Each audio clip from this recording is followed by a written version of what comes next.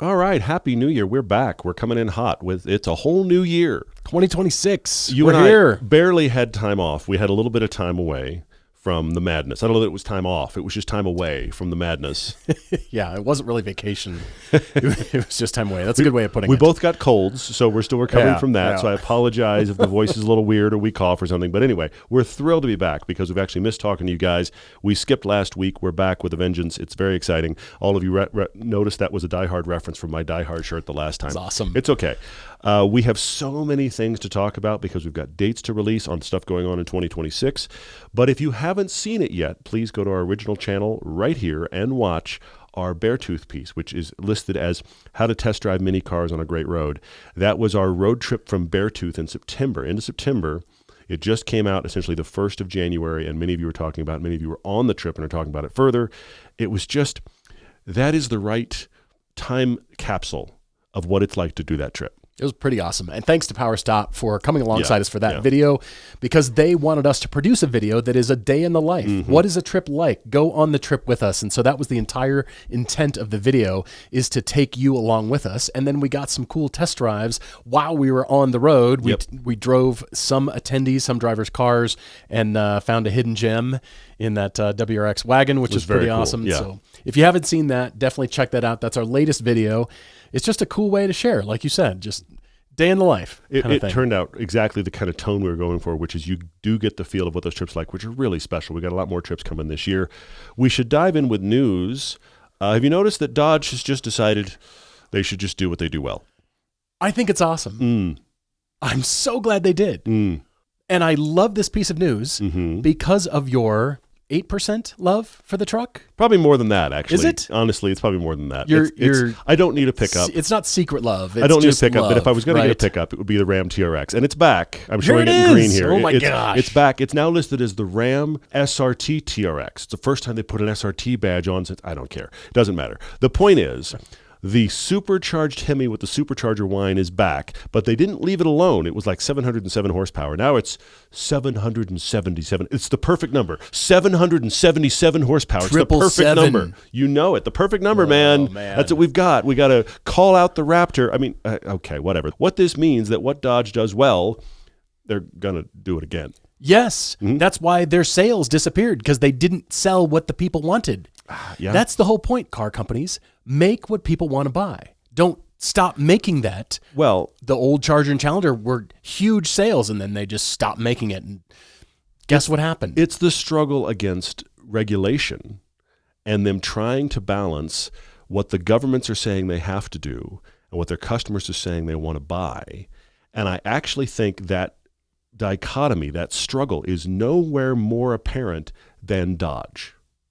Yeah, I blame the prior CEO, Carlos Tavares, too, because he wanted to get away from that Hemi and made it clear. I realize, yes. Just regulation. Well, but he's saying this is where the world's going. And I think if a different CEO had been like, our audience will not go with us, so we're going to keep selling these until you force us not to. Yeah. That would have been a bolder move. It's not what happened. Agreed. But I mean, we've talked about this a lot. Every car brand is pivoting right now, but Dodge was hurt more than most. And here it comes, the Hemi supercharged in the truck. I don't need it. It's super awesome. But it's even more now. But I do. Here's the thing. This is going to be a $100,000 truck.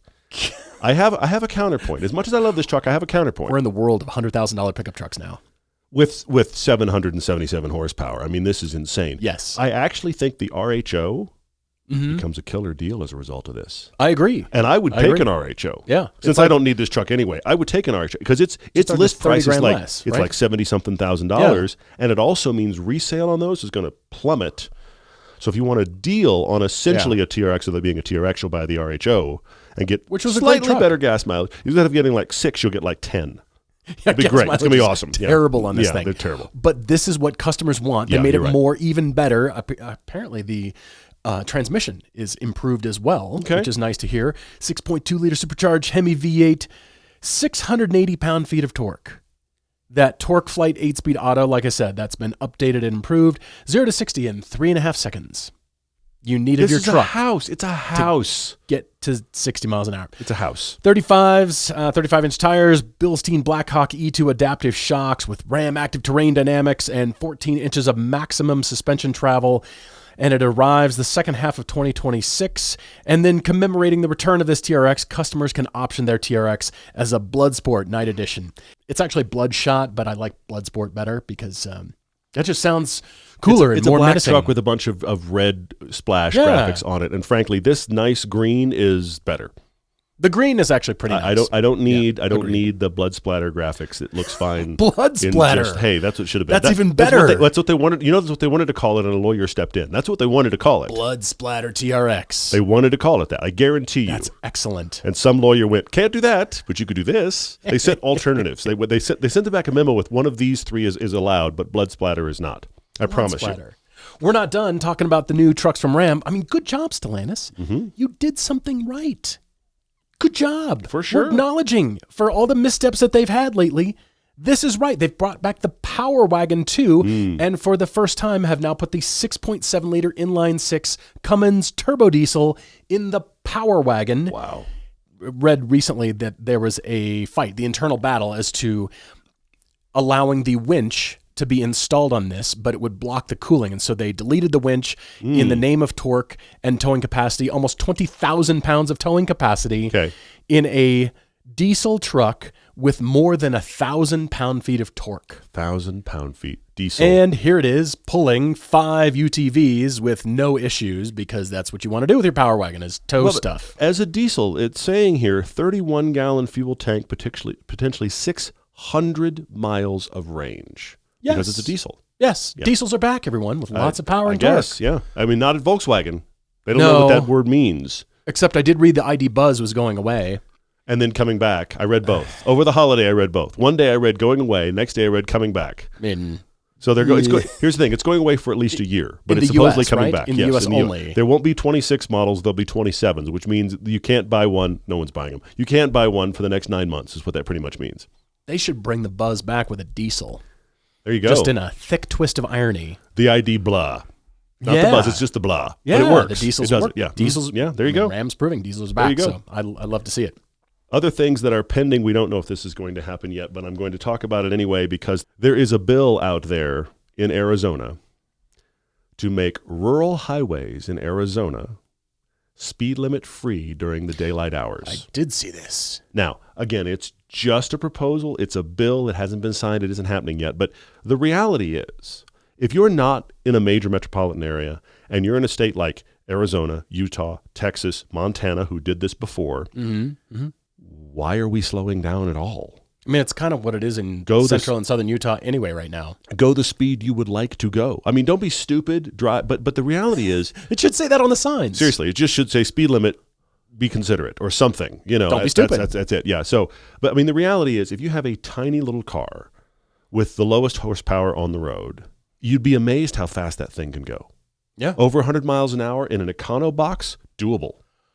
But the space is so great. Mm-hmm. The roads are so open and free. And it's a 2-lane road. There's nothing to hit. There's nothing out there. You might as well go faster and pay attention more instead of slowly and looking at your phone and doing anything else. If you're going quickly, well, now you're paying attention and driving. So I would think safety would go up, but it's theory. Yes. Well, and the other thing is anytime, and I'm sure we'll get letters about this, anytime people talk about raising speed limits, there are those that talk about how speed kills.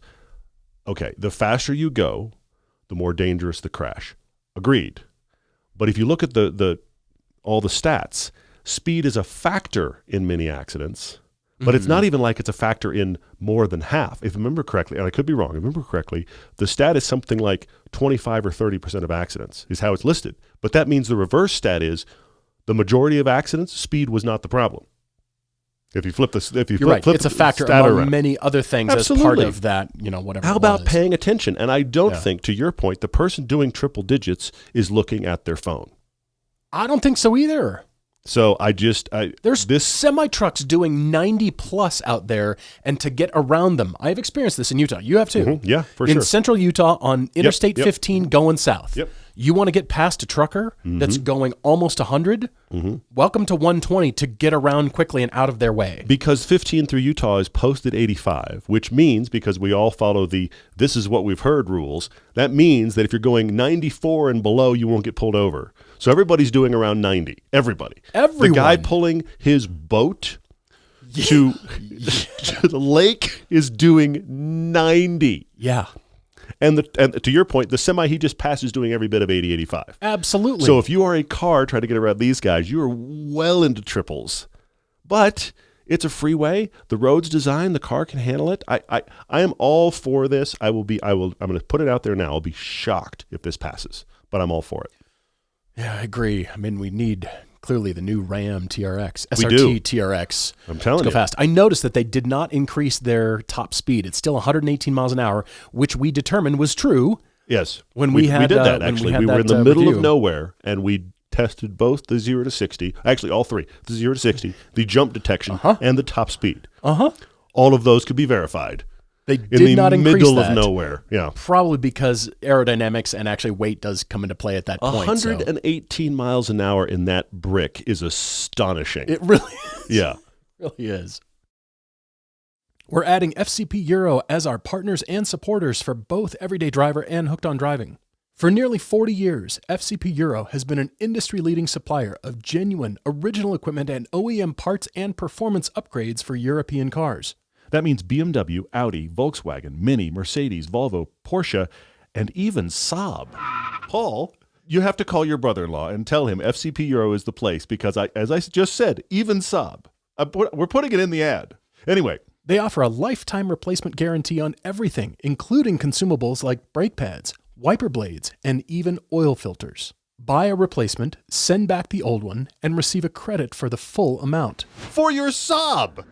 Plus, FCP Euro offers free economy shipping on orders over $49 and a 90-day hassle-free return policy for new, unused, and uninstalled parts. So visit FCP Euro today for more than 300,000 parts ready to ship for your European car and your Saab. FCPEuro.com. We have a unique topic Tuesday. I wasn't sure about this at first. And then the more I dug in, I have many thoughts on this now. Oh, you do? Yeah, Okay. I really unpacked like this.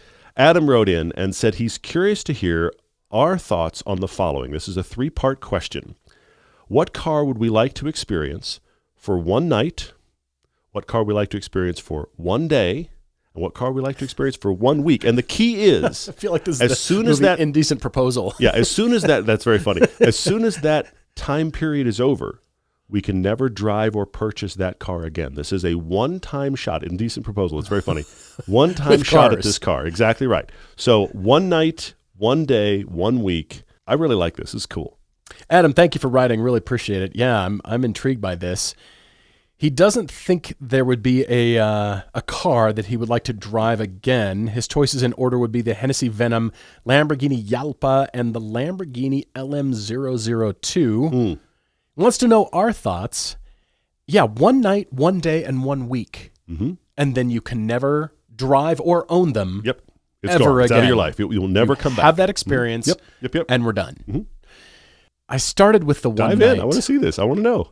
And I thought it would be some sort of Lamborghini because I would drive the Lamborghini at night, like the new Revuelto. Okay. I'd drive it at night so nobody would recognize me and I Funny. wouldn't experience the embarrassment and shame of driving a Lamborghini around. I could just like drive it secretly You're- and not have anybody know that I'm driving it. I should acknowledge for those of you watching and listening, Paul is very concerned about the fact that Lamborghinis have, and rightfully concerned, Lamborghinis have become YouTuber cars. They're for Saudi sheiks and YouTubers. That's it. And the Saudi sheiks don't drive them. The YouTubers drive them too much. Yes. And that's what the brand has become known for. And so Paul is very concerned about the fact that we release videos on YouTube, but what if we end up driving a Lamborghini?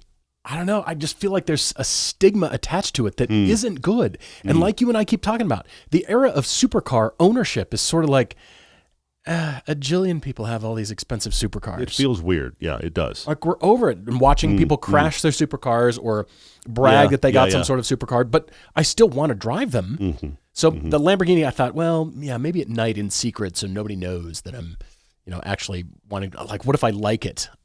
I don't want anybody to know. Funny. Okay. But I left that behind. I actually decided, and it's a little tough because all my choices are supercars, actually. Okay. All right. And I decided on the Aston Martin Valkyrie, which was first revealed in 2018. This is kind of an old car. That's crazy that it's that long Yeah. ago. Can you believe that? Yeah. But I'm intrigued by this F1 style thinking, like the Mercedes AMG 1 and the Valkyrie, stick an F1 engine in a road car. Let's see what she can do. And it's all about aerodynamics. But the bubble cockpit of this really intrigues me. Yeah. I don't know that I want to spend a lot of time with this. I do want to experience it. And I'm fine to never drive it again or own it because it seems really cramped and you have to really overlook a lot of things, even more so than old 80s and 90s supercar. It comes with headphones, sound canceling headphones for you to talk to your passenger. Yes. But you know, the cramp, I don't know how big it is. I don't know if I'd fit. I don't know if I'd enjoy it. I think probably not that much. Interesting. But I want to experience it. And what a stealth, cool, interesting All right. drive around. Like when does the time period start? Is it like evening so I could take it to dinner? Like what are we talking for night? I think it's great. Let's assume. Could I start at like Let's 6 p.m.? assume 6 p.m. till dawn. Because then we have an evening with Mm-hmm. it, you know, maybe it's still light out, you know, I'll take a long summer day to do all this. So drop it off at 6 p.m. and the truck's coming back at 6 in the morning. Let's just assume that. Okay, 6 p.m. to 6 a.m. Yep. Okay, see, that way I can drive it to dinner, show it off, and make everybody think that I own it, even though I really don't, and I'll never be able to drive it again, but I don't know that it's something that I want to do really high speed in. I just want to experience it in normal speeds and definitely drive it quickly somewhere, you know, out in the open road. Well, in Arizona, once they delete their speed apparently, limits yes. or something. Agreed. Yes. So that is my one night. It's sort of like a one night stand with a car. It is. Yeah, it's a for little sure. weird. It is for sure. That's exactly what it is. Yeah. It's Indecent Proposal. I love that you said it because that's exactly what this is. That's what I was thinking about. Yeah. Except you don't have to pay the $1 million. But anyway, you don't have to pay anything, but you can't own it or buy it. Anyway, all right. So moving on to the one day, and that would be a Ferrari F40. For me, I want to experience this. I don't know that I ever really want to own this car. I mean, all right. I think I do, but I don't know. I mean, these take a lot of care and feeding. True. Yeah. Do they not? Yeah. I mean, we've seen people driving them around, and that's good. They made actually quite a few more than anybody ever thought. So there's actually, weirdly, a lot of F40s floating around. There's probably a lot for sale. But it's crazy because we see them kind of, I mean, they show up at Cars and Coffee. They're in every car museum I've ever been to. Yeah, they're always, you can always find an F40 for sale. Yeah, fair. And they're all, what are these, $3 million, 1.5? I don't even know what they cost. They're a lot. Yeah, they are. But I don't know that I really want to own an F40, but I sure want to experience it, and I want to drive it in the daytime. What a monster. What a cool thing. I want to have some on track. I want to have it on a canyon drive. I want to have a full day. So our day starts at what? 6 a.m.? Because that's when track the truck goes hot at 8. Well, so I'd need it at 6 Drive so to the I could track. have breakfast. Yeah, track goes hot at 8. Because the night is 6 p.m. to 6 a.m. Then right at 6 a.m. is the 6 a.m. to daytime. 6 to 6 p.m. for the day. This is good. You could even do it dawn till dusk. We could even go that far in the summertime. You could do this one. I'll give you like You'll 6, give me 7 more. a.m. till like 8 or 9 at night. So it doesn't have to be in the same summertime. concurrent. I don't think so. You don't have to We're go making from up the rules. night to Who day to cares? week. Who cares? Okay. Yeah. I like that. So yeah, F40. I want to try this thing out. I want to experience it in daytime. I want a full 24 hours, we'll say. I like that. Right. And that way I can kind of experience all aspects of this, from some track time to some canyon driving, like I said, and just puttering around town and just kind of feeling like, wow, an F40, it's a 40-year-old car, 40-plus-year-old car. Just kind of experience all that goes with a Ferrari F40. And then moving on to 1 week. I am so intrigued by the Gordon Murray S1 Le Mans, the ones that were, he said only 5 were being built and one owner bought 4 of them. Or he bought all 5 and then decided he didn't need the 5th or something and jettisoned that. He realized he already had cars in every one of his other houses. Only 4 of his houses had garage space left. I'm sure that's what the thinking was. Yeah. Man, whoever got that last slot, it was $20 million. I think it was auctioned for $20 million. That's a lot of money. But I want to experience this car. And you'll notice this one also comes with headphones, so it's probably pretty loud.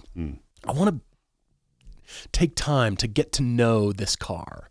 Okay. But it's also a car that you have to be extremely wealthy to just deal with. It can't sit, and the owners that own these probably won't let them sit. Any of the Gordon Murray, the T33, the T50s, we'll see. Yeah. I doubt they'll let them sit because they know Gordon drives his stuff, unlike a lot of other collectors that just amass the collection. I hope they get driven. I can't imagine that they will, but I hope they will. I would think so. Full week with this would seem really exciting, and I feel like I would feel fulfilled. I spend an entire week with this, and you'll notice they're all supercars. All 3 of my choices are supercars. Knowing that I don't want to own them or be able to buy them, anything. I'm okay with that. And then letting it go and having satisfied a full week with that car. I get it. I think I could do that. I could live with this for a That's week. awesome. I'm so intrigued with this thing. I think it's so superb, and it's probably everything that we think the pure driving magic from Gordon Murray is buried into this car. And I think that's for sure that's the why I'm case. choosing this one. Good.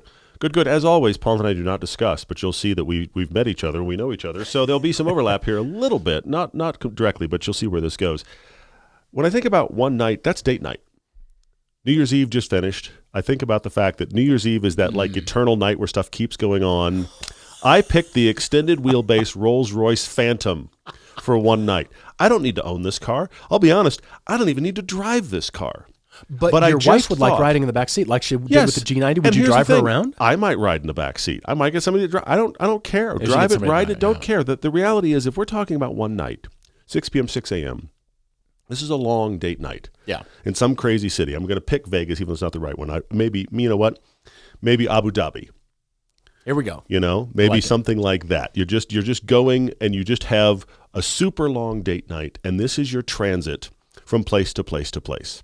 You can't do better. You can't do more luxurious. The extended wheelbase has got like more than airline quality back seating as far as the leg room. Yeah. I don't need to own this $500,000 car. I don't even necessarily need to drive it. I would, but I'd be perfectly happy sitting in the back with my wife. This is the one night car. The $500,000 Rolls-Royce extended wheelbase. It's good. Yeah, talk Yes. about a car you don't want to ever own. Yes, I mean, But experience? I have no need for it. Absolutely. There's no part of my life. Yeah. Look, here's a crazy thing. I need a Ram TRX more than I need something like this, and I don't need a Ram TRX. Need. I know, that's what I'm saying. I've stretched need real thin. You can look through it. It's transparent now. That's been stretched as far as it goes. So there you go. So then that means one day. What's a car I'd drive for one day and thoroughly enjoy? And I even thought about where. I picked the Ferrari F50. F50. The F50, as I'm showing it, I am showing the open-top F50. Yeah. I'm imagining a one-day, perfect day road trip. Is it PCH? Is it Beartooth Pass? What is it? And all that I have to do that day is just drive this car on an amazing scenic road. I'm not worried about tracking this. Just an amazing scenic road. Scenery all around, no top. Here's the thing. I don't want to drive no top for a week, but a day, on a gorgeous day, on a perfect road with a V12 screaming behind. I think these F50s are overlooked because the F40s are so iconic. They don't have very many of these either. What about in Italy? What about a day with this? Sure. Some perfect roads in Italy. You Sure. stop for lunch. I mean, the Italians would celebrate you. Of course, yes, but that's Right? what I'm saying. Instant rock star. It'd be about putting car with right road itinerary is key here. One day, point-to-point road trip down fantastic roads, open top all day. Start early, stop for a nice lunch, go till the end of the day when the truck picks it up. One day, Ferrari F50. That's good. Because I also kept thinking, a one-day perfect road experience, you got to have an open top. Well, true. Yeah. And I'm not even a guy that like, I must have a convertible. But for that kind of experience, yes, we're going to do it. Put on the sunscreen. Here we go. Okay? V12, phenomenal. And I think after that point, I'd be like, you won't get a better experience version of this car. The F50 done perfectly. Don't need to track it. Call it a day. And it's a superb. I think you're right. These are overlooked I just think by they enthusiasts are too. everywhere. I mean, they are worth a fortune because there's very few of them and they never come up for sale. But I do think in kind of like enthusiast think. Yeah. Everybody goes F40, Carrera GT. People don't think F50. I think they're really cool. So anyway, F50 is on that list. Good. And then my 1 week is where we get the closest. But I went original McLaren F1. Oh my gosh. Because these are so expensive to buy, if you can even find one for sale. Then all you hear, if you ever read an article about the McLaren F1, two things come up. Best driver's car ever. And can you believe how much, insert part here, costs for McLaren F1? It doesn't matter what it is. Windshield wiper, side mirror, somebody to coat it. It's it's tens of thousands of dollars to do anything to this car. Might lose a gold-plated wrench somehow. Who knows? So the idea of owning this or even buying it is horrific. But you know those weird auto journalist things that happen where somebody gets given a car out of a collection to just go experience. Okay? That's the experience I want with this car. I want to put at least 2,000 miles on it in a week. Yeah. I want to have at least one track day. Yeah. and I want to do a link up of great roads, and I want to live with it every day. Like, get up this morning, what am I doing? I'm getting in this car, I'm driving it till lunch, I'm driving it further till dinner, I'm going to sleep, tomorrow rinse and repeat. Create a fantastic road trip. Yes. At least one track day. But the point here is not track day. The point of the reason for track day is to really just to experience it on a track. Yeah. But I want to live with it. Yeah. And I want to live with it on great roads and do miles. Because that's the thing. These cars don't typically do miles. They can. They're worth so much now that they've reached a place. I love this. As a collector car, this has reached a place where miles don't matter. Insane. That is so rare in car collecting that a car doesn't matter if it gets more miles. They're so beloved and so rare. I want one of these, 2,000 miles in a week. I want to experience it. And then I realized, because it's so expensive to buy, own, maintain, everything. And the keys back. You can have it back. Have fun with the maintenance and the upkeep with that. I won't get a better F1 experience than that week. That's and I'll be good. Really good. And you tell me I can never drive again, I'm sure I'd be bummed, but what an experience. Okay, so for the night category, we've got all named after movies. That is Indecent Proposal, weird nicely done proposal with cars. Yep. For the day, it's From Dawn Till Dusk. Well, Dusk Till Dawn, but there was a Dusk Till Dawn movie anyway. I know, keep going, with Quentin Tarantino. You know. So what is for the week? What do we name the movie for the week? That is. We'll just call it 168 hours. That hasn't been a movie, but it's a concept. So we'll just call it 168 hours. Yeah. There's been 48 hours. There's been a bunch of different. I like it. Okay, good. Now we've got our names. Okay, so Adam, after we get done with these experiences, can we swap then? Can we? You did it. Now I get to do it. That's funny. I like it. It's good. Then, he gets to drive the 3 I chose and similar. That's very good. And then we've really thoroughly... You just want to double up on the F1 experience. That's really kind of what I'm thinking. Because I want to drive that too, but, the S1 the old is one sort of versus the modern all one. the improvements that are, were necessary for some reason. I don't know. On the old one. I don't know. So if we can then swap and then we could thoroughly ring out everything, I'd be really pleased. Since you're listening to us, you'll end up shopping for your next car. And when you do, you need Autotempest.com. Any car, anywhere, at any price. Autotempest searches all the major car listing sites on the web, local or nationwide. And Autotempest has recently added price history for every car listed, so you can see how prices are trending and know if you found a good deal. You can also create search alerts and lists of saved searches, so you can find your perfect spec even easier the next time. Search on any device, in your browser, or as an app for Apple or Android. New, used, or unexpected, Autotempest is how we search for cars. Go to Autotempest.com/everyday so they know we sent you. Autotempest, all the cars, one search. Guys, announcements coming in. We can actually have you, look, okay, I'm going to say, if you're driving, don't do what I'm about to say. But if you're not driving, get out your calendar. Okay? I'm going to throw dates at you, but they're important dates. Some of these are already represented as placeholders on our everydaydriver.com website on the Adventures tab with some further info to come. But I want to give you 5 big things to think about. First off, we've got pre-grid pass available right now. That is the best discounts of the calendar year if you want to drive with Hooked on Driving this year, and you do, because we got track days all over. Amazing. We were just looking at our schedule for the year. I'm very surprising pleased. Ourselves with how many track days are nationwide with Hooked on Driving, and we're going back to Coda and many other places. That's coming up. But pre-grid pass is the best way to get discounts. You're pre-buying. Think of it like a ski pass. You're pre-buying the year to come. That is only available till January 15th, so keep that in mind. It's going to end very soon. That exists. But that's not an event. That can be for any event in the region where you buy it. But events, you have your calendar out, not if you're driving, everywhere else. It's good. We're going back to the West Coast. We haven't been to the West Coast for an adventure in a while. This is going to be in Monterey, Carmel area with a track day at Laguna Seca to follow. This is May 13th through 17th. That is coming. Registration soon. I'm very excited about that trip. We're going to do iconic West Coast PCH driving and time on Laguna Seca. It's going to be very, very cool. May 13th through 17th. Followed up shortly thereafter, 2 weeks later, in fact, the week after Memorial Day weekend, May 30th and 31st, we're going back to Austin, Circuit of the Americas, 2 more days, same basic weekend we had last year. It's going to be so good. It's going to be as good or better than last year. Yeah. I can't even tell you all the stuff so far, but It's going to be awesome. May 30, 31. Registration for that's open now. We're also talking about doing another live podcast. Probably. From CODA during that weekend. We still haven't quite figured out the number and what that's all going to look like, but we'd love to have you come watch and be a part of the live podcast. But of course, we want you on track and enjoying everything. The track is so superb. Coaching will be available. Yep. The pricing is right in line with everything. It's going to have lunch. It's going to be really quite a superb weekend event. I'm very excited. Then, if it's not open when you hear this podcast, it'll be open within a week of this podcast. Pilgrimage trip, we're going back to the Ring and Spa. That is in August this year, the 2nd through the 8th. We're extending the trip a little bit to make it a little bit more spouse-friendly. There's going to be some really cool tourist stuff going on. Also, 2 days on spa and an actual track day, not a public session, a track day on the Ring. And I'm telling you, there is no better way to do the Ring than a track day. August 2nd through 8th. It's going to be priced similar to years past, but a little bit extended trip.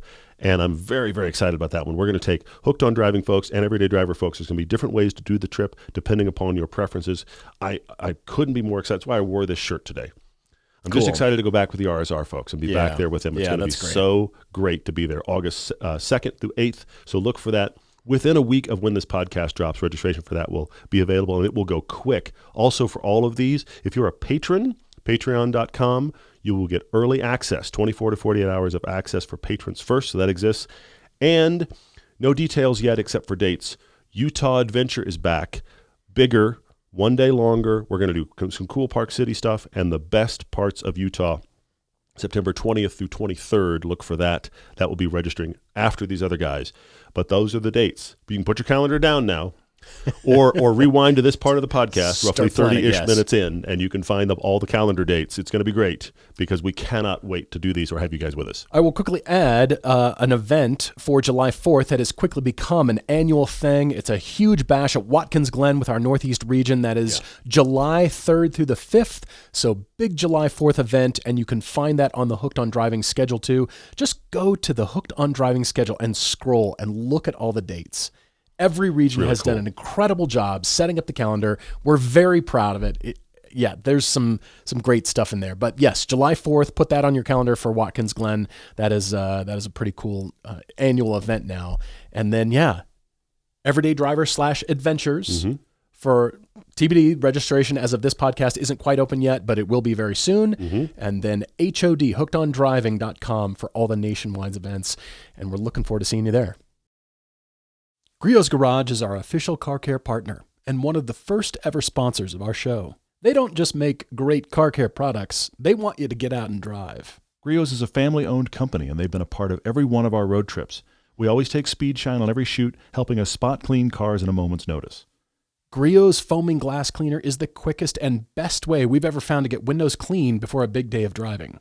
Griot's is always releasing new and improved products, like their updated Wash Bucket 2. Plus, all of Griot's liquid products are 100% guaranteed and made right here in the U.S. The Griot's folks are always happy to answer any questions you have and make sure you get the right product and the right results. So get the best quality car care products out there from a company that has always supported this show. Our audience can always get at least 10% off by using the code DRIVER10 at griotsgarage.com. For our car debate, number 1, Zendrick is in Iowa. He's 24 years old and he's got the car bug bad. Well, you're in the right place. Yes, you are. He's been listening to the podcast since he was a freshman in high school. Zendrick, thank you so much. That's really cool. He's been watching our videos since he was in middle school. It's been a little while, year or two. I just came across, we just released this piece with our Beartooth Pass trip. And you make a mention in there of your original Audi wagon. So in my way, as I do for editing, and Chance even made a note. He's like, we got to find the original thing. So I went back and I found that original video. Oh, my gosh. And I watched it. Oh, my gosh. We've been doing this a long time. Yes. We've been doing this a long time. Okay? We have been doing this almost long. Here's the crazy thing. That was made 20 years ago this year. But it wasn't on YouTube until 07, a little later, yeah, 07. But 20 years ago this year, it wasn't in January, but 20 years ago this year in Los Angeles, we filmed our own cars. 20 years. 2 decades is a long time. That means that's insane. You could have been watching us since elementary school and be 24. But anyway, thank you so much for being with us for this long. It's really awesome. We love that. It's really great. We don't do math. Not here it's at always the show, frightening, yeah. because we round up when we're spending your money, and no math allowed. But Zendrik, thank you so much. He definitely wants to attend a Hooked on Driving track day sometime. Good. And whenever he can get his car to a nearby surrounding state. Zendrik comes from a long history of a GM family. His dad has worked at Chevy dealerships for the last 27 years, or a Chevy dealership. Wow. Last 27 years and still ongoing. Because of this, Zendrik's car history includes, thus far, Let me guess, some Chevys? a few Chevys, one or Got two. it. Okay. 02 Chevy Trailblazer with the LTZ package heated seats and a Bose stereo that shook all the crappy plastic. It's good. You like that? Okay. 2018 Silverado, that was his high school truck with a fatherly employee discount on a lease they paid, so super cheap, and he was fully spoiled for 3 years in high school. He took care of the truck and learned the dynamics of car control with an extended bed in the wintertime. So, I can imagine, yes. I'm sure you drifted that back thing just keeps coming around. through a Here it parking comes, lot here or it comes, two. here it comes. Yep. 2021 Silverado half-ton 3.0 Duramax. He loved the diesel, and if you were in the market for a truck, he would get it again. Have you heard about the new Ram TRX? Or Yes, the Power Wagon? the has Power new Wagon diesel. as well, yes. So what else? He says this is where it takes a turn. He had an 08 Subaru Outback 5-speed. Uh-oh. He's still got his 2012 Subaru WRX hatch. That's still in his fleet. And he currently dailies a 2024 Chevy Equinox. So a pretty brand new Equinox. Mm-hmm. Despite his father's reluctance to anything without a GM badge.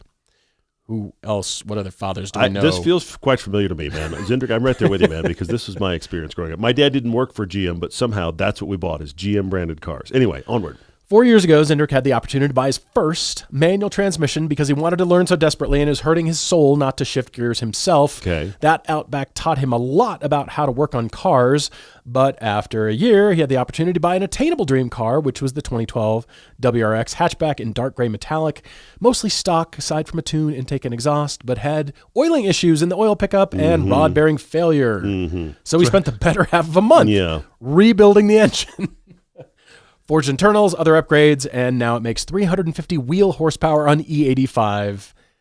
That's a lot. Zendrik, is your dad listening? I think at this point he might be listening. I'm just going to say something real quickly. See, this has been my dad's struggle with non-GM vehicles because the GM vehicles have been good to him by and large. And so it puts this incredible burden on the first non-GM badge thing you buy. In your case, you bought an Outback, and it was terrible. And I guarantee you, Dad, who might now be listening, was like, yep, that's what happens to you. Don't buy a GM. Then you got another Subaru, a WRX. It blew its engine, rod bearings, etc. You have to do a whole new engine on that. I guarantee Dad is shaking his head again. See, this proves it. You're right. You know it. This was the whole struggle with getting my dad out of a GM. They have a Hyundai Sonata now, which they love, by the way. And I still can't believe they bought that car. And I've been telling him for 15 years, and every time they would buy another car, I'd be like, have you considered these other alternatives that were better than the GM thing he was looking at? And they always bought the GM product. I will also say this. The Subarus of the early 2000s, you've had all of the Subaru issues. Congratulations. You've experienced them all. They have gotten a little bit better. But here's the thing. I still wouldn't hold up Subaru and be like, well, this is what Japanese reliability is supposed to be. I wouldn't pick Subaru. Agreed. Especially from that era. Yes, exactly. So that's the thing. There's a lot of stuff out there. And we are all guilty of this. You get a brand you like, and no matter what you have to do to that car, it's fine. It's fine. But if you got another brand, you're not sure about it, it had the same problems, it's unacceptable. But we give a bit of a free pass to the brands we like. True, but counterpoint, your parents had, was it a Trailblazer or Equinox, and the engine blew? Equinox, it was terrible. Was it Equinox? Yes, I forget what year it was, but it was not a newer one. It was, what, 10 years old? Well, they got one, like, it was probably 10 years old. They got one, it was like a 2010 or 2012, and they got it a couple of years old when they got it. Okay, so it was used, yeah. and they drove it for a while, and then that engine blowing caused them to leave GM to get the Hyundai, which I'm glad they have, and they're having a good experience. Yeah. So yeah. I mean, any car brand has pros and cons. Yeah. Any car brand has those known issues, and you can also have cars that are the exceptions to the rule. I'm on my second high-mile Mini, and I am not saying that Minis are just big, reliable cars, but I've had my second one now with super high miles, well taken care of, that seems to run in spite of its reputation. It's possible. Anyway. Wild. Well, this Equinox is the work car for Zendrik. He drives a lot for work, like 1,000 miles a week. Whoa. He bought the car in May of 2025 because he figured that getting something new with a few miles would last the longest and he'd be able to give it a, have a long highway life with it. He said it was an insanely good deal. It was a salvage title that was probably not supposed to be. A friend of his bought it off of Copart with 7,000 miles on it, put a new bumper on it, and it was good to go. Wow. No structural damage. He paid $16,500 for it, and so far it's served him well. The problem is that Zindrick hates it. We understand this is a daily work car and doesn't need to be fast or sporty. Yes, Zindrick, we definitely understand, but it's got that 1.5 liter four-cylinder. It's coarse, a tiny turbo that only has power below 3,500 RPM. On top of that, the transmission sucks. How do you feel about it, Zindrick? He writes that he'd rather have a CVT than this terrible six-speed. Wow. Okay. I don't think you do, but I get the idea. I mean, that's I understand. hyperbole for how bad it is. Has selectable all-wheel drive for harsh Iowa winters, but doesn't get great gas mileage. He averages 27 mpg, which is less than expected, but he's on interstates, going freeway speeds. The seats are also terrible. Not only that, not only is the engine bad, but here we're digging in terrible. because seats are the thing that's driving him crazy the most. He's 6'1", his legs are fairly long, so they're hanging out too far below the edge of the seat. Bottom isn't long enough. Yep. So his knees are hanging in space, and he realizes that makes his whole thighs tense up. I mean, this is a common problem. I mean, we're tall guys, we've had it too, and that makes his lower back tense up. Again, 1,000 miles a week. At the end of the week, he just hurts.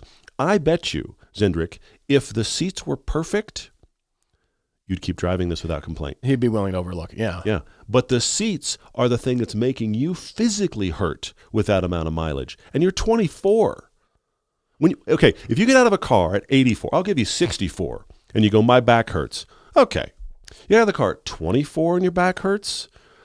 Those seats aren't good enough. That's a problem. He spends over 5 hours a day in the car, so his hamstrings get really tight. Yeah, it tightens up his lower back, and so he's beat by the end of the week. I get it. I totally get it. Your car is beating you up. Yeah, it is, for sure.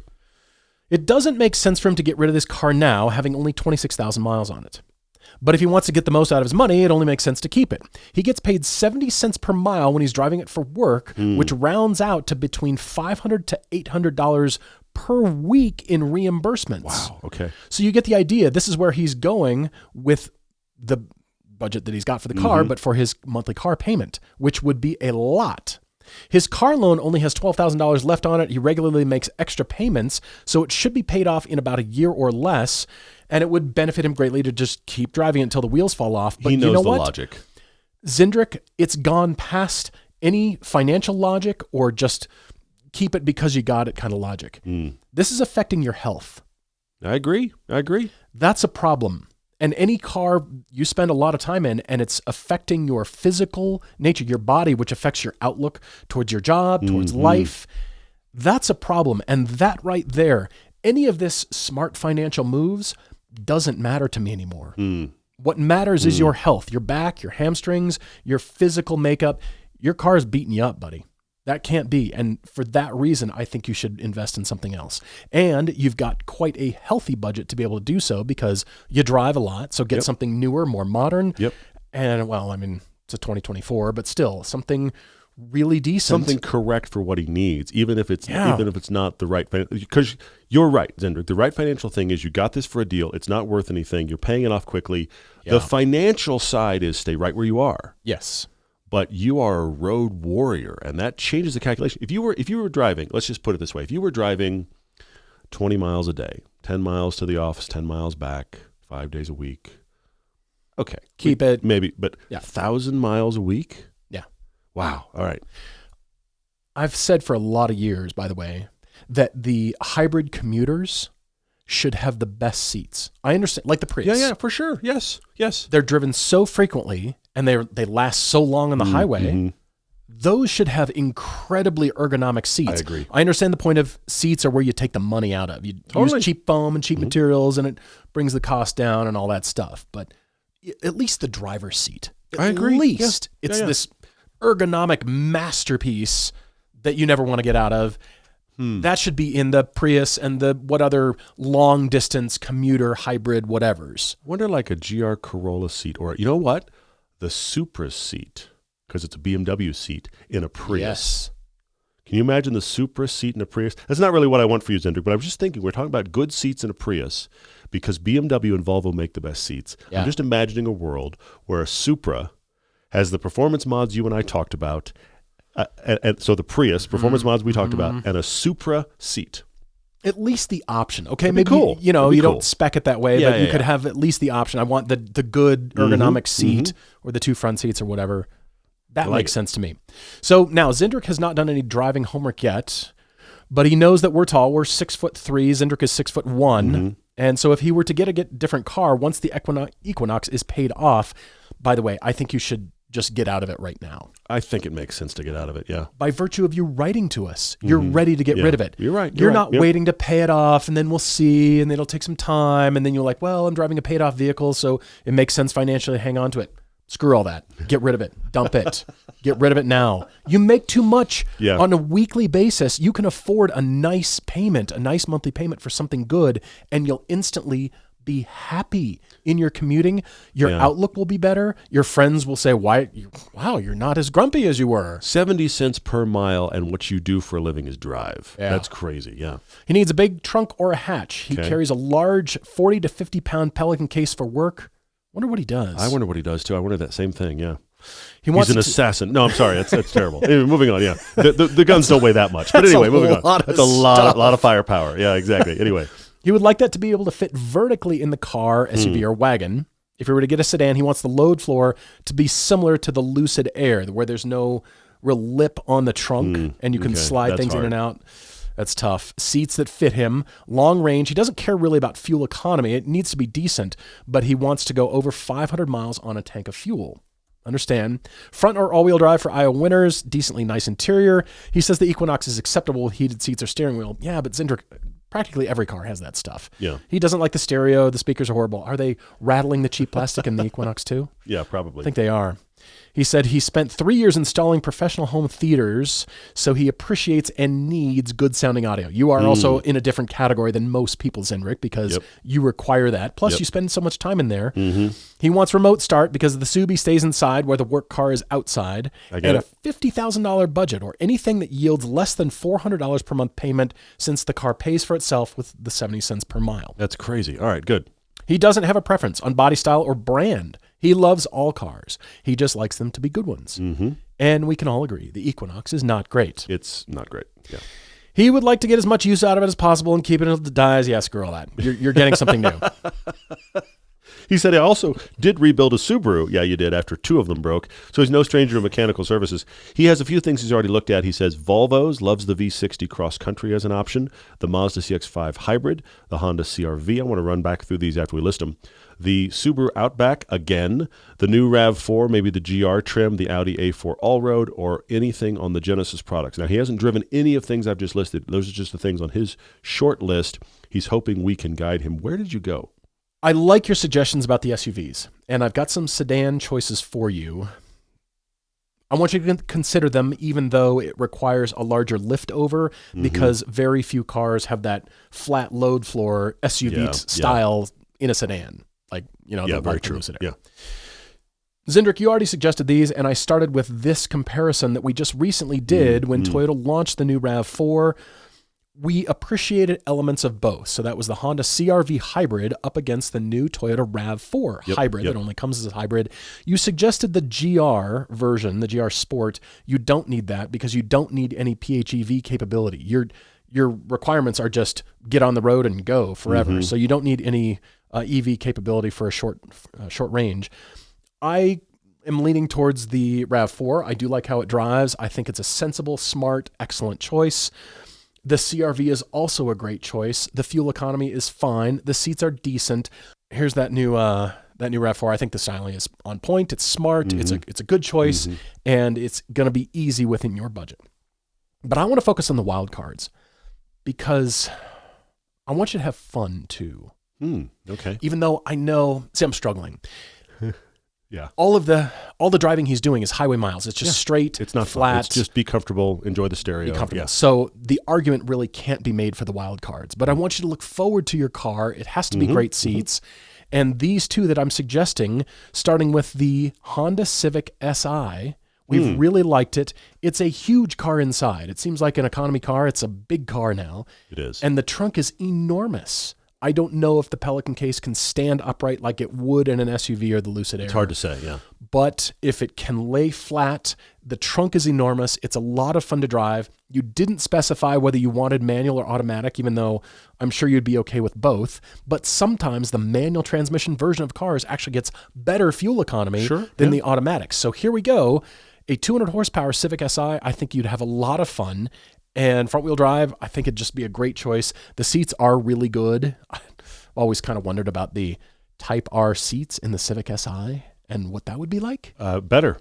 Better? Even better, yes. So speaking of which, why not the Integra Type S? That's very good. It's very good. They're $52,000 new, but slightly used. You can probably keep it under 50, and your car payments would be aligned to. I mean, you'll end up making money on a monthly basis for your car because you're just going to be putting miles on it. But here we go. Manual transmission, so it's going to be interesting and enjoyable to drive right up until you put it in sixth gear, and then you're on the highway, and then you don't get to shifting more, but still. Good seats, good space. That's a great choice. I like that a lot. Excellent seats.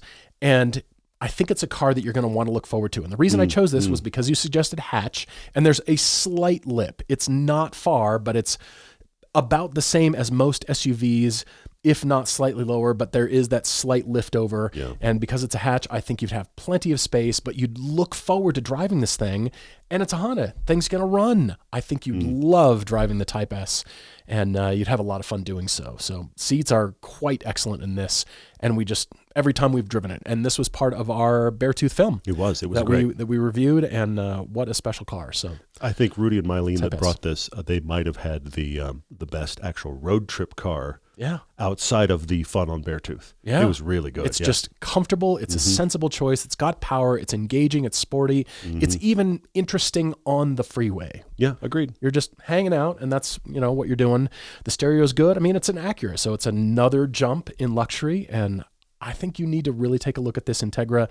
Otherwise, I do like all of your SUV choices, but now's the time to start doing homework, and seats have got to be really high on your list. I agree. I come back to that Volvo wagon, and that's pretty excellent. It's interesting that you say that because we've talked about this a lot. Seats come down to two brands. I'm going to recommend a car from each of them. Volvo is the first one. You've already brought up Volvo, but I think the answer for you, look, you're coming out of an SUV, the Volvo XC60. It's roughly the same size as your Equinox. You can get one a year or two old and probably be well under your budget. These get similar gas mileage, maybe even a little bit better than what you're getting now, but the seats are revolutionary to what you have now. What you're looking for is those seats that have got the thigh extension on the front. It tucks out underneath your knees, and then also the whole seat also holds you in a good place while you have that thigh bolstering. That's what you're looking for. Volvo kills it. You would be so hard-pressed to find any brand that has better seats than Volvo. XC60, you get all of the benefits of the SUV that are working for your commute. Is this fun to drive? No. But in some of the trims, we've been pleasantly surprised by it. There's fun to drive and enjoyable. Sometimes they align, but they can be separate. That's a great way to put it. It's still enjoyable. It's an enjoyable place to be. When you have corners and that kind of stuff, you don't think, oh my gosh, what's happening to this vehicle? This is by far my favorite obvious choice for you. Great stereo, good interior. I think you cannot go wrong with the Volvo XC60, specifically SUV. Yes, you talked about the wagon, you'd like it, but these are out there. You could find a deal. This is the place to go for Volvo. While I'm here, though, I can't ignore the BMW X3. This is going to do all the things the Volvo is doing. I think it's a contest. Who does better seats, Volvo or BMW? It's funny that you're suggesting both of those. And I think it might come down to personal body type. You need to try to see if you can get in. Even if you can't drive the cars I'm talking about, the seats I'm talking about. Get into some modern Volvo seats, some modern BMW seats. Which ones work better for you? This is the Equinox competitor from BMW. Obviously new at a higher price point, significantly higher. Kind of damning with faint praise. I'm talking size. That's not a compliment. I'm talking size. It's the Equinox of anything. No, that's all bad. No, but find one, get a deal on it, get one a year or two old. I think this would be great for you. Now, do you want to throw a bunch of miles at a BMW? I mean, the same thing, questions, I guess, about a Volvo or any of these, but I think this would be great. We're talking highway miles, good stereo, great seats. X3. I have one more. A little more wild card because I went away from SUV. It doesn't have a hatch, but you're wanting something. I guess I'll call it fun as a plus. Wouldn't it be cool if it was also fun? Okay. That's kind of in that category. But what you really need is really good seats, able to saw miles, Yeah. really great stereo. Yeah. Yeah. You've got bad winners, so front-wheel drive at least, but maybe all-wheel drive. Decent-sized trunk. My wild card is my favorite, the TLX Type S, the big Acura. Our Really? problem with this is it's not big enough in the back seats, but that doesn't matter for you. It's got a big trunk. I said the last time we reviewed this, I want to take space away from the trunk to give it back to the back seats. But for Zendrick, the trunk's the bonus. Yeah. The trunk is big. It's a sedan, not a hatch, but the trunk is big. I bet you to fit this case. I don't know what this case is. I don't know what kind of assassin you are, but I bet it would fit the case. Throwing stars and I have grenades no in there? idea. Like, what's in there's there? something going on there. He's a traveling salesman, quote unquote. Anyway, Sure, that's what he does. these have great seats Yeah. and a superb stereo. And if the road turns fun, this is a phenomenal sports sedan. But still amazing for sawing away the miles. Just drive cross country in a straight line, TLX Type S, fine, perfectly happy. But if the road turns interesting, you just keep going, I love my car. These get overlooked. And part of the reason they get overlooked is I think there's a lot of other things that do sedan better. But sports sedan, this is up there. If you're not worried about back seat space, you want to get, I'm going to saw miles, be comfortable. Hey, the stereo's cool. There's a lot of stuff in the trunk. That's Zendrick's situation. TLX Type S, my friend. I think this does it. I like the other two. They're good SUVs, but this is the dynamics you're hoping for and the things you need. I hope that works. Car debate number 2 comes to us from Jeff F., who is waiting to get less upside down in the current car that he drives. That's the wrong calculation. Uh-oh.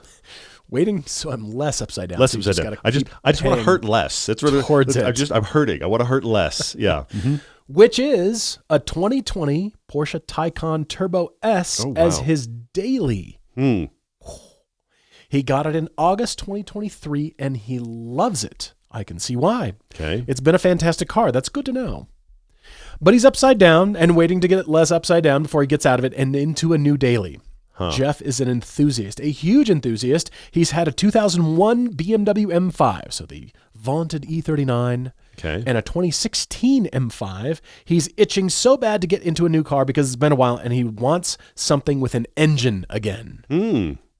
His top picks are a 2018 to 2020 F90 BMW M5 and a 2017 and newer Panamera Turbo. So going back to Panamera. Yep. However, the 2014 to 2016 Audi RS7, the 2013 Bentley Continental GT, and Aston Martin Rapide, Maserati Gran Turismo Sport are all in the running, but the M5 and the Panamera are his number 1 and number 2. Boy, do I have suggestions for you. Yeah, I do too. Jeff, get ready to be sold a car. Good. You sound more like a BMW kind of a guy, and so I am going to start off my recommendations with the brand new 2025 and newer BMW M5 Touring with 717 horsepower. It is a PHEV. It has a 0 to 60 of 3.5 seconds, and BMW has been surprised by the amount of uptake, the sales success that this has been. It's another M5. Yeah. So I suppose that's a strike against it. I want to drive this thing. I can't wait. Yeah, we've got it on our list. It's on our short list this year. We're going to get in it soon. I'm really excited because I want to feel what SUV weight combined with BMW driving goodness in a sedan is like. BMW decided physics don't matter and they threw out all their scales. I have no idea. Yeah. It could be like weight doesn't matter anymore. Physics are irrelevant. Yeah. Or we could, there's shortcomings or whatever. I don't know. But this as a daily, I mean, everybody would swoon. Oh, you got the new M5 Touring. Oh, you're driving to lunch, right? So there's a lot of that. And I went shopping and I found you one. These start at $121,000, but the problem is none of them are that price because you're going to option them out. And so Lotus of Dallas, which I discovered has a really incredible inventory because there's probably a lot of wealthy individuals in Dallas who go through cars. Yes. Am I wrong? Oh, there are. They a lot of turnover. I mean, frankly, Dallas is not the place to drive a Lotus, but okay. You have money and they're phenomenal cars, so I get it. It's just the only explain it. Only curves are your overpasses. That's the only curves you're getting. That explains it, because Lotus of Dallas has an incredible inventory of non-Lotus cars that are practically new and desirable, juicy. Yes. Yeah. I want those cars. And here it is, a brand new 2025 M5 Touring in that Marina Bay blue, and it is $141,000. But look at this thing. I mean, how do you not just instantly want this? The front end corrects me a little bit. But anyway, we'll see when we drive it. Yeah, that keeps me from wanting it instantly. But moving on. I suppose. I mean, it's not as bad as the full-on beaver teeth that went way... It's not as bad. That's what was just stated. Not as bad. Move on. Yes, sorry. But what I'm actually going to suggest for you is now less of a wild card as I'm talking my way there. Jeff, a 2024 and newer Cadillac CT5 Blackwing, manual or automatic, with a 6.2-liter LT4 supercharged V8 making 668 horsepower and 659 pound-feet of torque. Marshall Goldman in Cleveland, Ohio, has a 2024 with 7,500 miles for $107,900. And I am extrapolating your budget because you did not offer us a budget. By when you suggest a Bentley as part of your, or an Aston Martin Rapide, I'm just going to extrapolate. Okay, $100,000 plus is what we're looking at. Yep.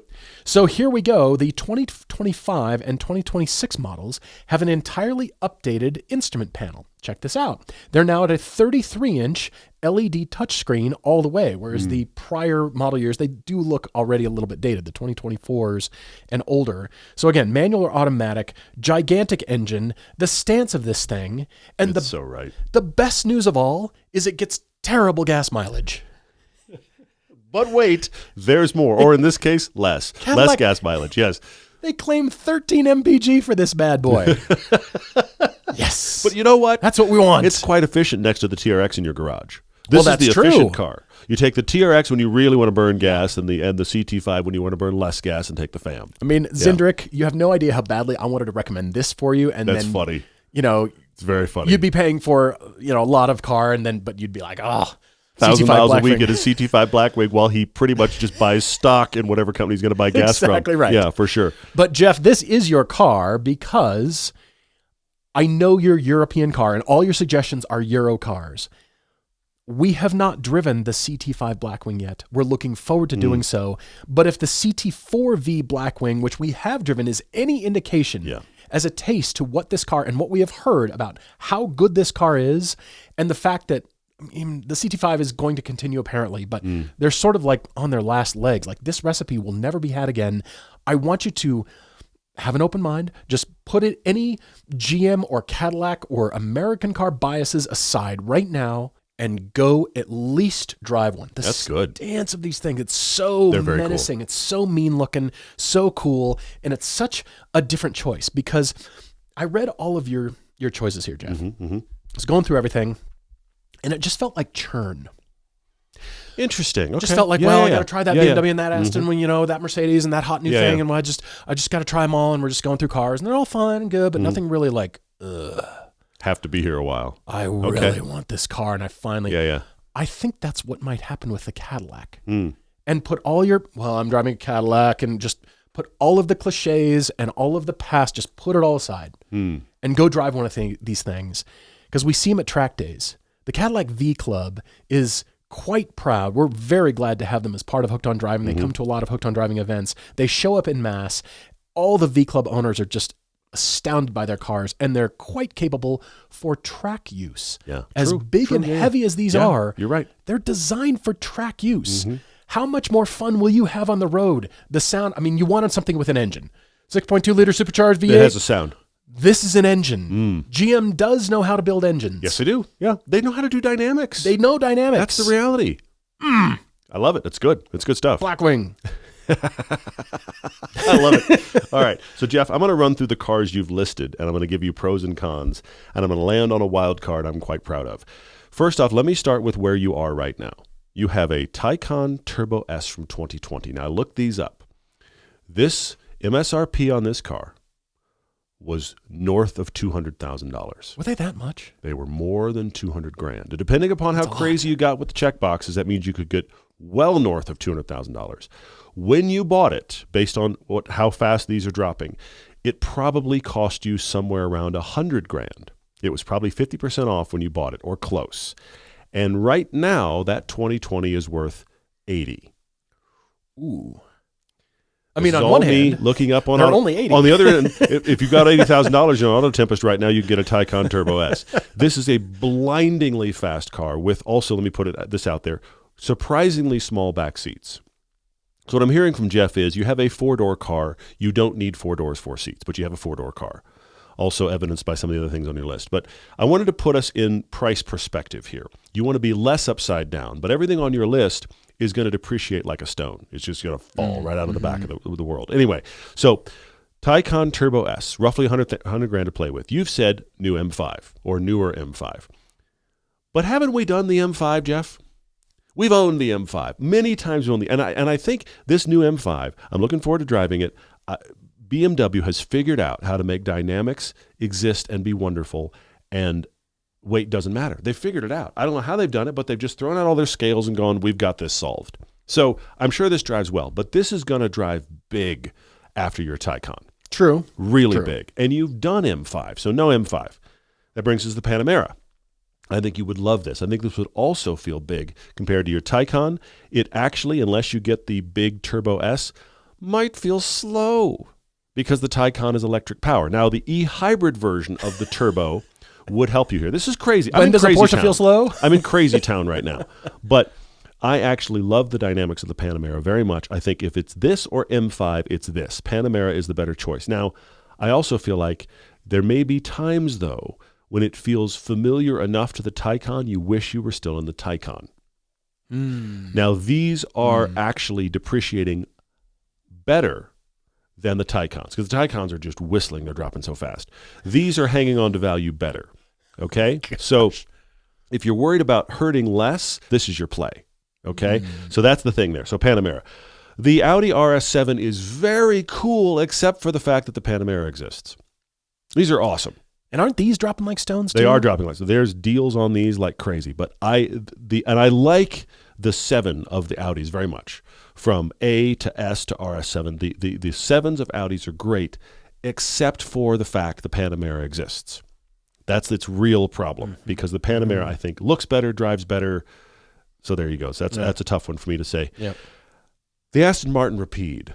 This is a fascinating choice for you to bring up. V12, 4-door, 4 seats, 4 very small back seats, by the way, but that clearly isn't a problem. I think you're going to love the engine and not the rest of the car. I think the rest of the car is going to feel big and old. Which is also my concern with the Bentley, which is a serious curveball. 2013 Bentley, you're buying a 12 to 13-year-old car. And I think you're going to feel like, shouldn't this be better?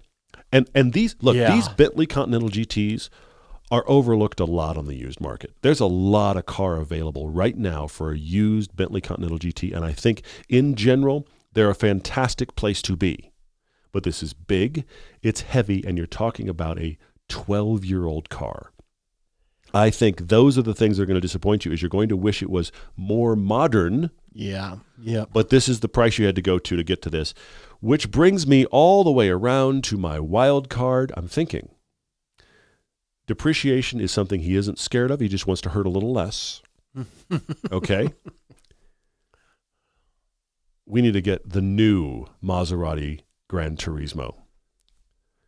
The Modena is 100 grand. You can find Modenas right now for 80. Now that is the lesser powerful one.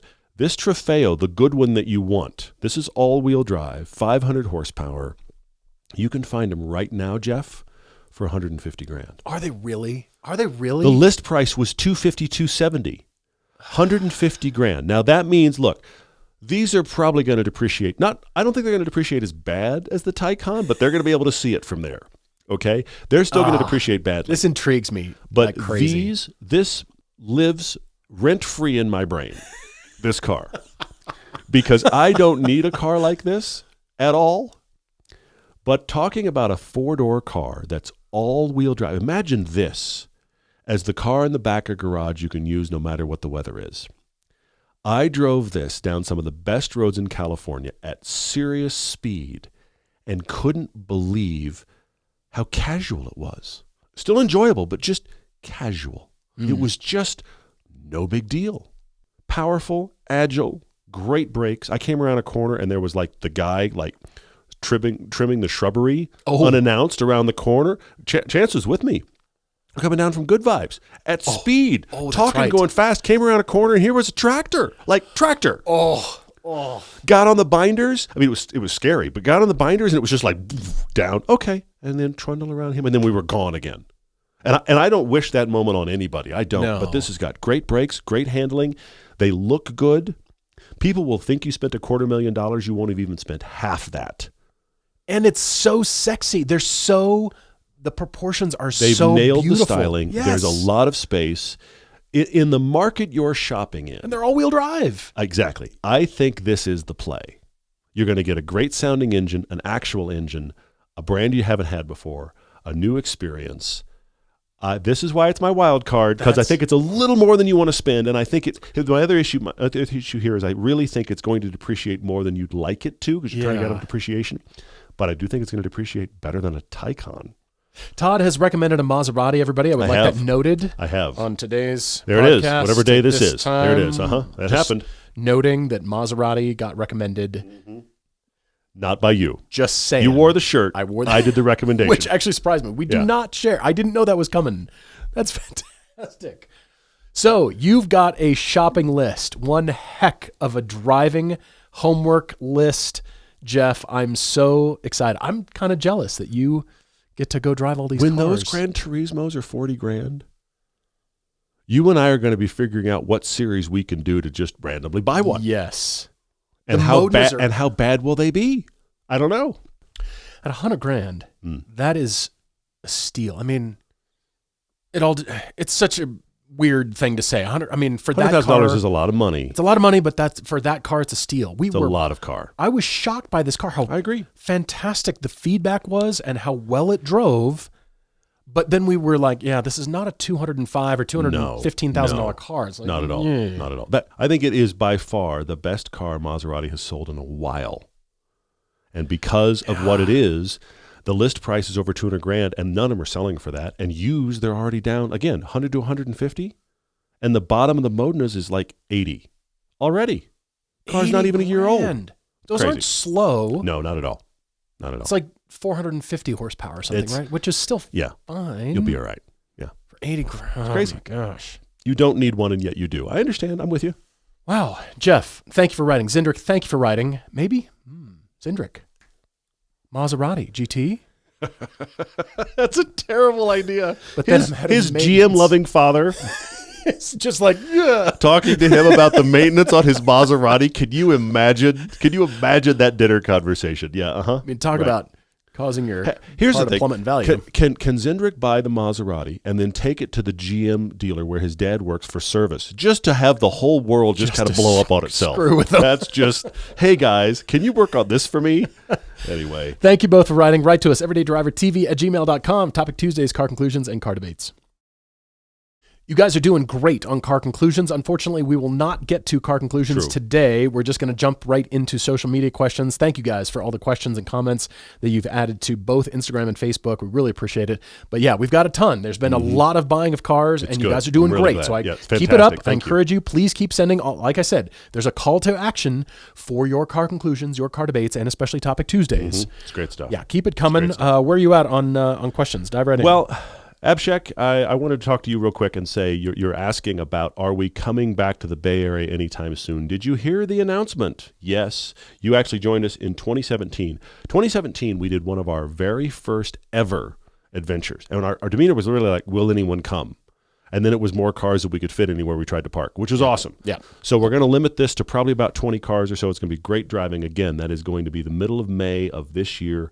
Registration is going to come online pretty soon. I'm very excited about that. It's going to be a couple of days of driving in the Carmel, Monterey area. And then there's a 2-day Laguna Seca track day on the back. So you can do the adventure with us, then have the track day. That is coming. So I hope you noticed that, because we are coming back. That was the first thing I wanted to mention. That was 2017 was the last time we were in that area for an adventure. I'm really excited to be back. Wow.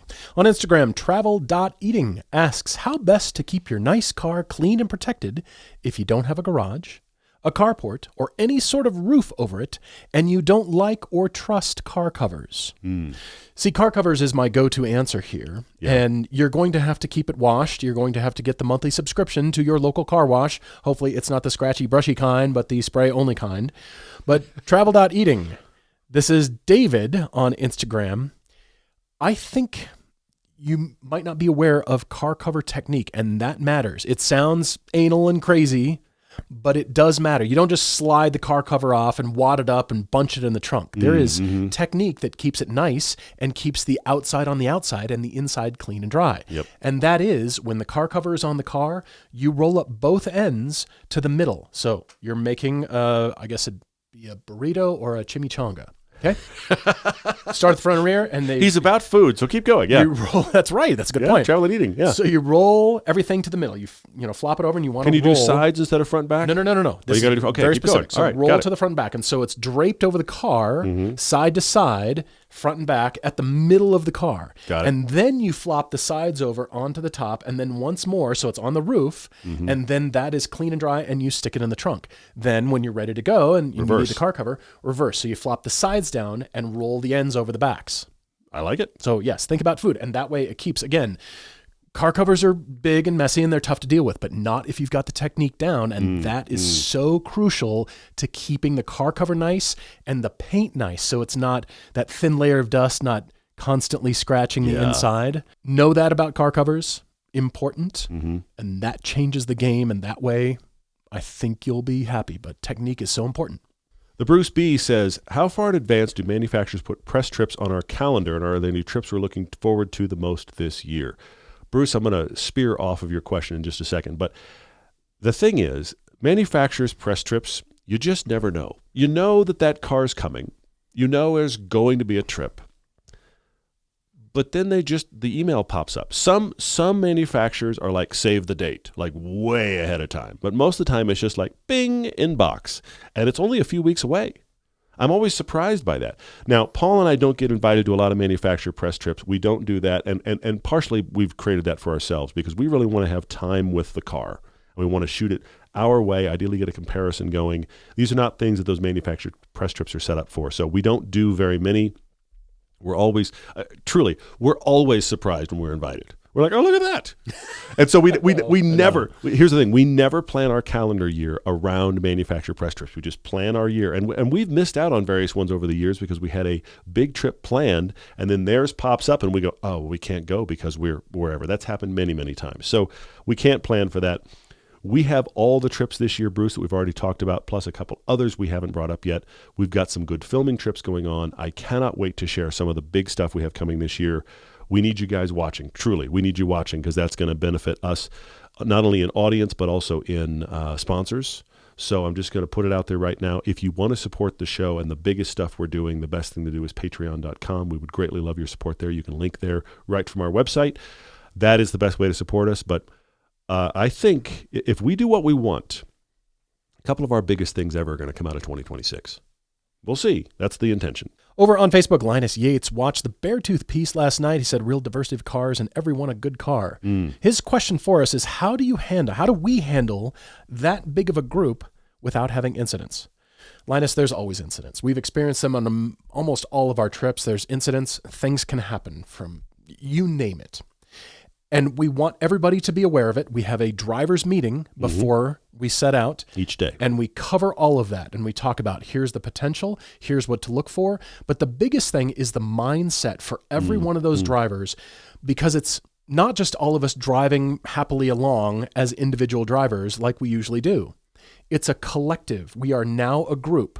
We are now moving together and drive in such a way that it makes it easy to drive together.